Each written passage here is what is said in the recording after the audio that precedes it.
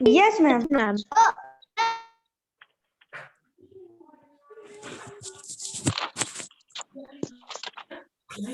Okay. Today we learn about chapter 20, Trip to Space. Trip to space यानी अंतरिक्ष की यात्रा. ट्रिप मीन्स यात्रा एंड स्पेस मीन्स अंतरिक्ष. अंतरिक्ष हम कहाँ पर है? हमारे प्लेनेट का नेम है अर्थ. और अगर अर्थ से हम मून में जाएं या स्काई में जाएं, स्काई में जाकर अगर जो स्काई में और भी बहुत सी चीजें हमें दिखाई देती हैं उनकी ओर जाएं तो अंतरिक्ष की ना. तो in this chapter we read about the sky during the day and night, aerial view of the earth, space travel and astronauts. Now read it. What do you see in the sky on a bright sunny day? आपको एक bright sunny day में यानी जिस दिन सूर्य बहुत अच्छे से दिन में निकलता है उस दिन आपको दिन में क्या क्या दिखाई देता है आकाश में ना. जिस दिन जैसे कि आज है, आज हमें सूरज पूरी तरह से सन दिखाई दे रहा है तो ये ब्राइट सनी डे हम कह सकते हैं. तो आज आपको बाहर दिन में स्काई में क्या क्या दिखाई दे रहा है? क्लाउड, सन, बर्ड्स दिखाई दे रहे हैं ना सनी डे में. और बर्ड्स उड़ती हुई दिखाई देती है, क्लाउड्स दिखाई देते हैं, ट्री दिखाई देते हैं. सनी डे है तो हमें पूरा क्लियर दिखाई देता है स्काई और अपने आसपास हमें ट्रीज दिखाई देते हैं. पर अगर हम स्काई में बात करें तो स्काई में सिर्फ हमें सन दिखाई देगा और क्लाउड्स दिखाई देंगे स्काई में. You can see the sun shining brightly. आप चमकते हुए सूरज को देख सकते हैं, चमकते हुए सन को, यानी बहुत तेजी से चमकदार जो सन होता है, सूरज होता है, उसे हम सूर्य को देख सकते हैं. Some white clouds floating. और कुछ हमको ऐसे लगता है कि जो सफेद बादल है, जो बादल है, क्लाउड्स है, वो व्हाइट कलर के तैरते हुए दिखाई देते हैं. ऐसा लगता है ना फ्लोट कर रहे हैं ऊपर आकाश में, यहाँ से वहां वो चल रहे हैं, मूव कर रहे हैं, तो तैरते हुए बादल दिखाई देते हैं. Some birds flying. और कुछ बर्ड्स जो है उड़ते हुए दिखाई देती है. And maybe some kites flying.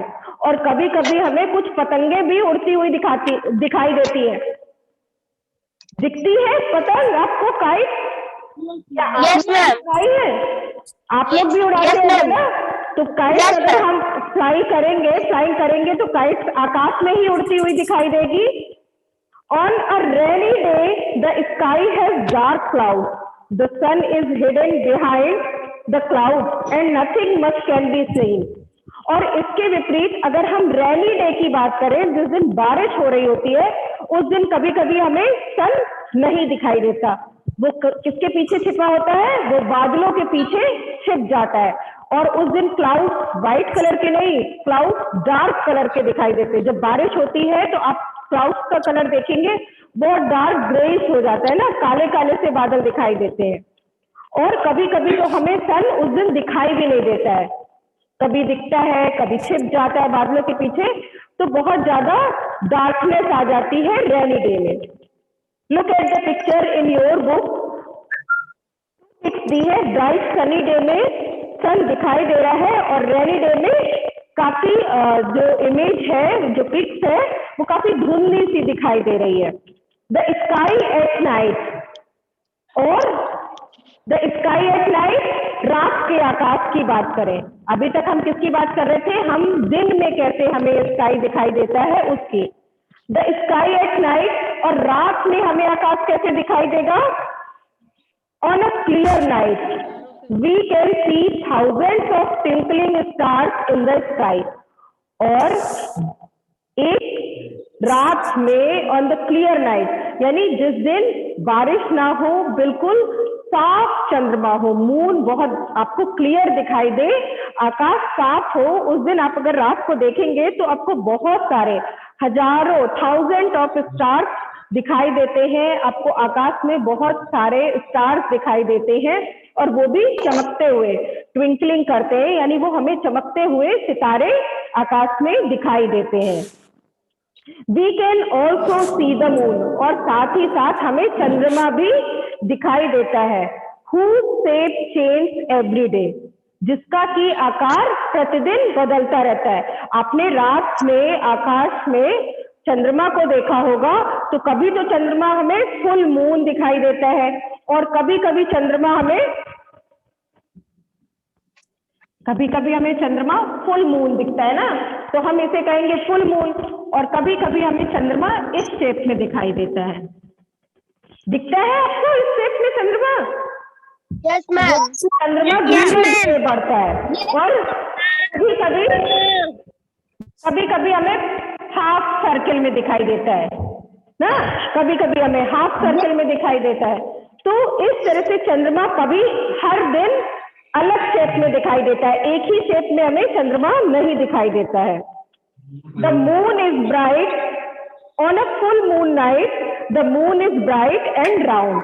और एक फुल मून नाइट में, जिसे कि हम पूर्णिमा कहते हैं, जिसे कि हम लोग पूर्णिमा कहते हैं, यानी पूर्णिमा के दिन चंद्रमा पूरा गोल शेप का होगा, राउंड शेप का होगा, और उस दिन चंद्रमा हमें बहुत चमकदार दिखाई देता है फुल मून नाइट में।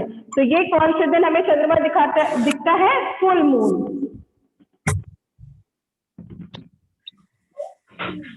फुल मून नाइट में ही हमें फुल मून चंद्रमा दिखाई देता है। Then it start getting thinner till one night we can not see any moon. और उसके बाद धीरे धीरे चंद्रमा का शेप क्या होता है? पतला होता जाता है। यानी अगर पूर्णिमा के दिन हमें ऐसे दिखाई दिया, तो फिर इसके बाद चंद्रमा घट जाएगा ना, घटता चला जाता है ऐसे। और एक दिन ये आता है कि एक रात को चंद्रमा हमें दिखाई ही नहीं देता, धीरे धीरे उसका शेप घटता जाएगा, ये आ जाएगा और इसके बाद इससे भी पतला हो जाएगा और फिर हमें एक दिन चंद्रमा दिखाई ही नहीं देता है। तो हम एक रात को चंद्रमा देख नहीं सकते, तो उस रात को हम क्या कहते हैं? उस रात को हम अमावस्या कहते हैं। जिस रात में हमें चंद्रमा नहीं दिखाई देता, उस रात को हम अमावस्या कहते हैं। Then again it starts getting bigger until it becomes full moon again। और इसके बाद चंद्रमा फिर बढ़ना शुरू करता है, फिर से बढ़ना शुरू करेगा और 15 डेज बाद फिर से फुल मून नाइट आती है और फिर हमें फुल मून दिखाई देता है। यानी फिर से पूर्णिमा आती है और फिर से हमें फुल मून दिखाई देता है।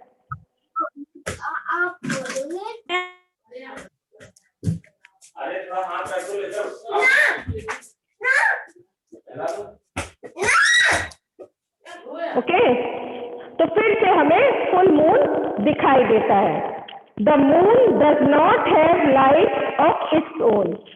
मून जो कि हमें चमकदार दिखाई देता है, प्रकाशित दिखाई देता है, मून का अगर चंद्रमा की बात करें तो चंद्रमा का खुद का प्रकाश नहीं होता है।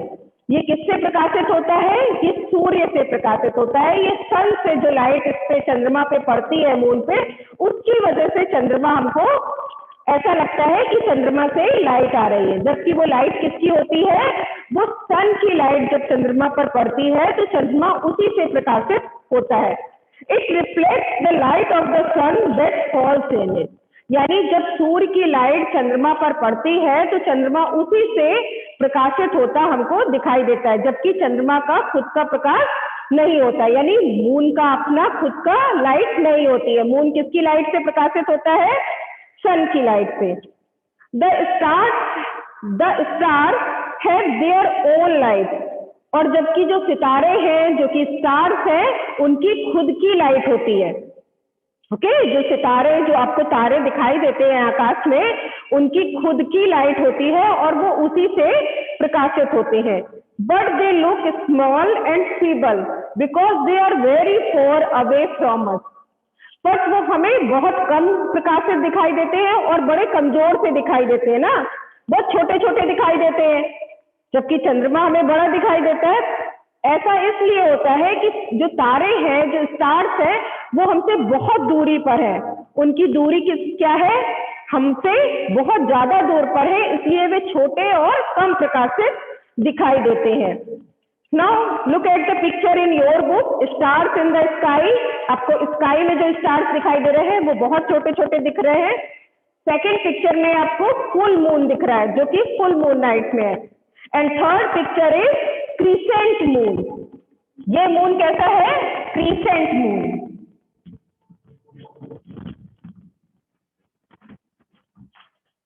Crescent moon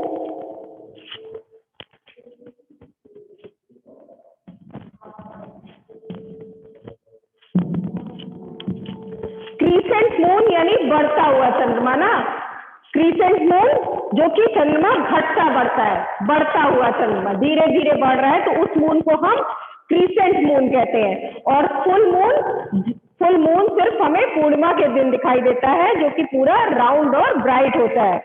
and crescent moon हमें घटता बढ़ता रहता है, तो बढ़ते हुए चंद्रमा को हम क्रीसेंट मून कहते हैं। If you look carefully, you will see that a group of stars in the sky is arranged in a kind of a pattern. अगर आप बहुत अच्छे से या बहुत सावधानी पूर्वक आकाश की ओर रात में देखेंगे, तो आपको कभी कभी स्काई में एक ग्रुप दिखाई देगा, एक समूह दिखाई देगा, जो कि आपको ऐसा लगेगा कि एक समूह है, एक ग्रुप बना हुआ है आकाश में, और अलग अलग पैटर्न दिखाई देते हैं। वो उनके पैटर्न क्या, उनका शेप भी लगता है कि कुछ शेप दिखाई दे रहे हैं। This is called a constellation. और इसको हम क्या कहते हैं? इसे हम नक्षत्र कहते हैं। जब तारों का हमको एक पैटर्न के रूप में या व्यवस्थित रूप में दिखाई देते हैं, पैटर्न क्या होते हैं? चाहे वो यू शेप हो या टी शेप में बन रहा है, या कभी कभी कुछ अलग से शेप में बनते हैं, तो उन पैटर्न्स को हम, अगर तारों का कोई समूह बनता है तो उसे हम तारा मंडल या नक्षत्र कहते हैं। क्या कहते हैं? कंस्टेलेशन। कंस्टेलेशन मीन्स नक्षत्र कहते हैं। उसी चीज को हम नक्षत्र और तारा मंडल कहते हैं। उर्सा मेजर और the Big Dipper, also called Saptarishi, Orion and Scorpio are some constellations. और उर्सा मेजर एक बड़ा डिपर है, एक बड़ा तारा मंडल है, जिसे कि हम सप्तऋषि मंडल भी कहते हैं। आप सबने सप्तऋषि मंडल के बारे में सुना होगा। तो सप्तऋषि क्या है? उसको हम इंग्लिश में उर्सा मेजर भी कहते हैं। उर्सा मेजर, क्योंकि वो 7 तारों का समूह है, इसीलिए उसे हम क्या है? 7 स्टार्स का ग्रुप होता है, और उसका पैटर्न को देखकर हम उसे आइडेंटिफाई कर लेते हैं कि ये सप्तऋषि है। और इसी तरह से ओरियन और स्कॉर्पियो भी कुछ नक्षत्र हैं। अपने नाम सुने होंगे, तो ओरियन एंड स्कॉर्पियो भी कुछ दूसरे नक्षत्र हैं। तो सप्तऋषि के बारे में आप सबने देखा होगा। सप्तऋषि आपने रात में, नाइट में, जब आप एक क्लियर नाइट में देखेंगे तो आपको दिखाई देगा। और ये इस तरह से होता है कि आपको छोटे छोटे से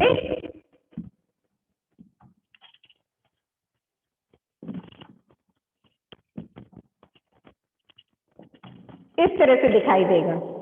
तो ये डॉट्स के रूप में बनाए हैं मैंने, जबकि ये स्टार होंगे।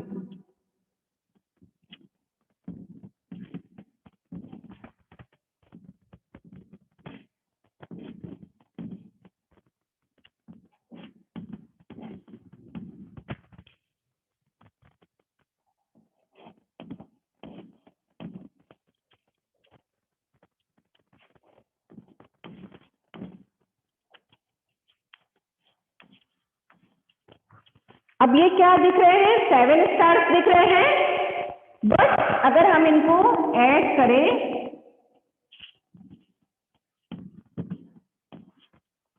ये दिखे 7 स्टार्स, इन्हें काउंट करें तो 1 2 3 4 5 6 7, और इसे ही हम उर्सा मेजर कहते हैं। इसे ही हम उर्सा मेजर या सप्तऋषि मंडल कहते हैं। Sometimes we can see small streaks of light falling on the earth's surface with great speed. और कभी कभी हम छोटे छोटे लाइट को, प्रकाश को गिरते हुए देखते हैं, बहुत तेजी से अर्थ की सरफेस पर आता हुआ देखते हैं। कभी कभी आप आकाश में देख रहे होंगे तो आपको ऐसा लगता है कि कोई प्रकाश सीधे से बहुत तेज स्पीड में अर्थ की सरफेस की ओर चला आ रहा है, यानी हमारी ओर अर्थ पर आ रहा है और अर्थ की सरफेस पर वो हमें गिरता हुआ दिखाई देता है। तो दीज आर कॉल्ड मेटियोर्स और शूटिंग स्टार। और ये क्या कहलाते हैं? ये कहलाते हैं मीटियोर्स और शूटिंग स्टार। यानी ये मीटियोर्स और शूटिंग स्टार उल्का कहलाते हैं, उल्का या उल्का पिंड कहलाते हैं। और ये किस वजह से दिखता है? ये हमको ऐसा लगता है कि टूटता हुआ तारा है, तारा टूट कर गिर रहा है धरती पर और हमको लगता है कि टूट कर नीचे आएगा, और जो कि मीटियोर्स कहलाते हैं, उल्का कहलाते हैं। They are actually small rocky materials that can be found in space. पर एक्चुअली में ये क्या होते हैं? वास्तविकता में ये छोटे छोटे रॉकी मटेरियल्स होते हैं, ये छोटे छोटे पत्थर के मटेरियल्स होते हैं, रॉक के मटेरियल्स होते हैं, रॉक के छोटे छोटे टुकड़े होते हैं जो कि अंतरिक्ष में मिलते हैं, जो कि स्पेस में रॉक के जो मटेरियल्स हैं वही मटेरियल्स होते हैं। और ये हमको मेटियोर्स के रूप में अर्थ सरफेस की ओर आते हुए दिखाई देते हैं। जैसे ही ये अर्थ की ओर आते हैं तो ये बहुत प्रकाश से खिंचे हुए अर्थ के जो ग्रेविटेशनल फोर्स से खिंचते हुए अर्थ की सरफेस की ओर दिखाई देते हैं। ये टूटते हुए तारे नहीं होते, ये टूटते हुए तारे ना होकर ये रॉकी मटेरियल्स होते हैं, जो रॉक का मटेरियल्स होते हैं। तो आप दोबारा से नहीं बोलेंगे कि टूटते हुए तारे हैं, ये क्या है? ये उल्का है, मेटियोर्स हैं और रॉकी मटेरियल्स होते हैं।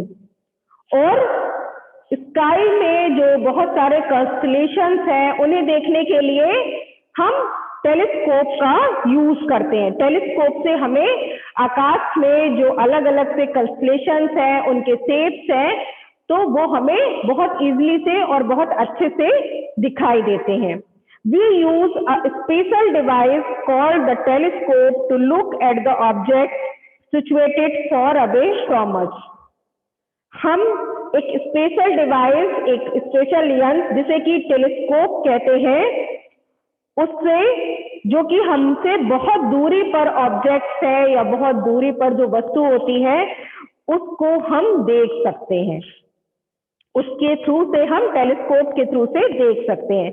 इन 1609 a scientist by the name of Galileo Galilei was the first to peer through his small homemade telescope at the stars. और 1609 में टेलीस्कोप की डिस्कवर की थी गैलीलियो गैलीलेई ने, यानी जो टेलीस्कोप के आविष्कारक थे उनका नाम था गैलीलियो। तो उन्होंने अपनी एक छोटी, जो उन्होंने अपने घर पर टेलीस्कोप बनाई थी छोटी, उसके थ्रू सबसे पहले उन्होंने देखा, उन्होंने उसके थ्रू ही आकाश में बहुत सारे तारों को या जो ऑब्जेक्ट्स थे उन्होंने उसके थ्रू देखा। तो उन्होंने अपने घर पे बनाई थी और उसके आविष्कारक होने का उनको श्रेय जाता है, टेलीस्कोप के आविष्कारक। So all of you remember Galileo is the Galileo Galilei 1609 में इन्होंने टेलीस्कोप की खोज की और सबसे पहले इन्होंने अपनी होममेड टेलीस्कोप के थ्रू स्टार्स को देखा। Since the invention of this amazing instrument, our knowledge about space has grown immensely. और इस जो आविष्कार था टेलीस्कोप की खोज के बाद, जो ये अमेजिंग इंस्ट्रूमेंट है, मतलब ये बहुत अच्छा इंस्ट्रूमेंट है ना, अमेजिंग इंस्ट्रूमेंट है कि जो हमें दूर की चीजें हैं वो हमें अपने पास में लगती हैं, कि बहुत पास में है और हमें बड़े शेप में दिखाई देती हैं। तो इससे हम अपने ज्ञान को, जो कि अंतरिक्ष से संबंधित ज्ञान था, यानी स्पेस से रिलेटेड जो भी हम ऑब्जेक्ट जिन्हें देख नहीं पाते थे, उनको इजीली से देखने लगे और हम अपने ज्ञान को और भी बढ़ा सकते हैं। Okay, so all of you understood?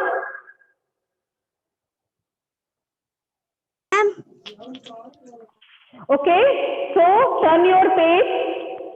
In the 1680s, Isaac Newton invented the reflecting telescope. सबसे पहले टेलीस्कोप की जो खोज हुई वो कब हुई? 1609 में।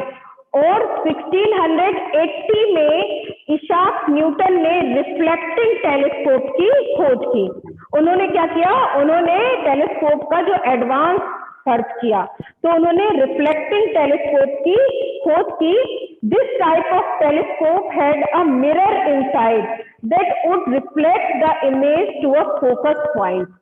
और इस टेलीस्कोप का ये जो था वो टेलीस्कोप का ही प्रकार था, पर इसके अंदर एक मिरर, जो टेलीस्कोप के अंदर था एक मिरर लगा दिया उन्होंने, और जिसकी वजह से जो इमेज थी, जिस इमेज को हम देख रहे हैं उसका रिफ्लेक्टिंग बनता था, यानी उसका रिफ्लेक्ट आकर फोकस पॉइंट पर बनेगा। Newton found that this made the image to space clear to the viewer. और इसकी वजह से स्पेस की जो हम इमेज देख रहे होते थे वो और क्लियर व्यूअर को दिखाई देने लगा। तो अगर हम टेलीस्कोप से कोई चीज देखें और अगर हम रिफ्लेक्टिंग टेलीस्कोप से देखेंगे तो दोनों के बीच में डिफरेंस ये था कि रिफ्लेक्टिंग टेलीस्कोप से वो चीज, वो इमेज और ज्यादा से क्लियर दिखाई देने लगी। उसका जो व्यू था, उस व्यू को किसी भी स्टार्स को लोकेट करते थे तो उसका व्यू और क्लियर और साफ दिखाई देता था। ओके,